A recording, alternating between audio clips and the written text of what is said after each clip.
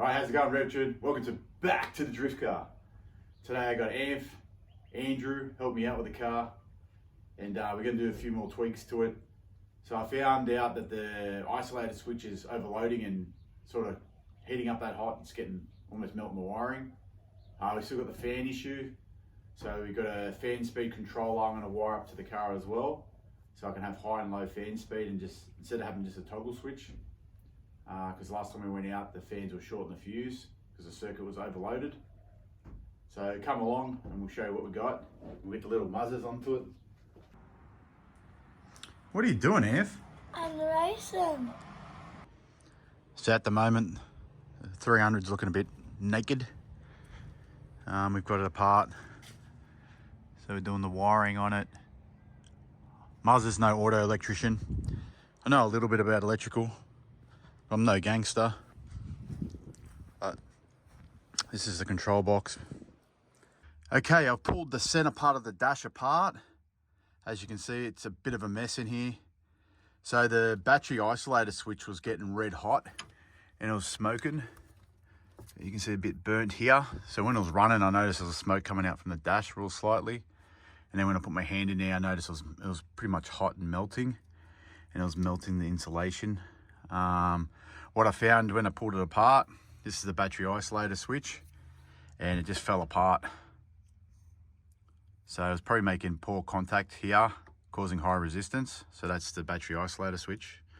So it just pushes on here and it contacts it there. I'm going to check what amperage this is, because most of these cheap ones, looks like a cheap Chinese thing here, they're only about 100 amps. And I reckon you need a minimum of at least 200. So I'll show you some battery isolator switches I've got, and we're going to upgrade the switch here. And then I've got to see, we've got to find the thermo fan. So I labeled the switches here because it was really tight. I didn't give you much play here. So that's my lights, my oil fan, my fuel pumps I've labeled. This one here, a bit hard to see, but I'm pretty sure that's the thermo fan one, is it? Yeah, this is the fan one here. Although it's ignition. The fan one's in here somewhere. But I've got to tidy up the wiring here and I'll make it a bit nicer so you can get this console out. So here on the floor here, I've got 3 different types of battery isolator switches. So this is just standard generic one. So it's 100 amps. That's pretty much what this car already has in it. So it's a Nava brand one. So Nava's pretty good brand. But yeah, I think 100 amps is just not big enough. You can get these in a 150 I've seen, but so that's that one there. And then we got this big bad boy here. So this one here, pretty sure it was a 250. Here we go. So this is a 250 amp battery isolator switch. As you can see, it's double in size. It's a bit of a monster. So that's a 250. And then here's a monster. Here's another 250 one here, but this one's a bit ugly. But look at the size of this monster. So that's another 250 amp battery isolator switch, but it's got a big ugly metal key. Looks like it's for a caravan. So I won't be using that, but I'm planning on using this one. This one looks more race car style. Nice red key for it. Big solid quality. Looks pretty tough. So that's the one I'm thinking of planning on putting in the car. This big bad boy. And then for the fans later, I got the fan fuse. So I'm going to run a 50 amp fuse. Or 60, sorry. So I'm going to run a 60 amp fuse. Because both fans, I normally run a 30 amp fuse per fan. And then here we got the Davis Craig thermal switch. So has a thermal sensor that you put into the radiator core, not into the hose. And then you have, it's a twin fan controller all built into one.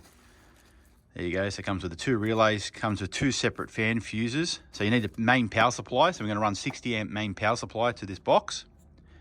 And then this box has a high and low fan speed relay controller with separate fuses for each fan. So if one fan shorts, at least it won't take out the other one. And I got my thermal sensor in there as well. So I'll show you later how we hook that up.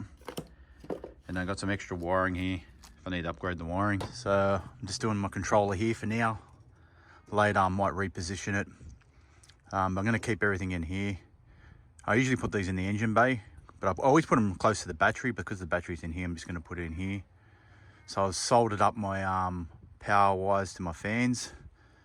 I was going to rewire the fans, but the actual fan wiring is pretty solid. It's pretty thick wiring. But just where it came up to the relay, they cut it and joined it. If they ran two separate relays, it would have been fine off the switch. But running both fans off the single relay is just too much for it. So now we're running the two fans, both separate fuses, 30 amp each. Then we got the thermal controller here. I'm running the sensor through the front. I've got my power wire here. So my 60 amp power wire, I'm gonna hook up to the battery on a fuse as well.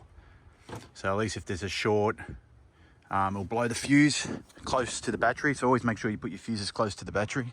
So if there's a short, it shorts the fuse. Running my sensor wire. I'm gonna connect it up to the radiator over here.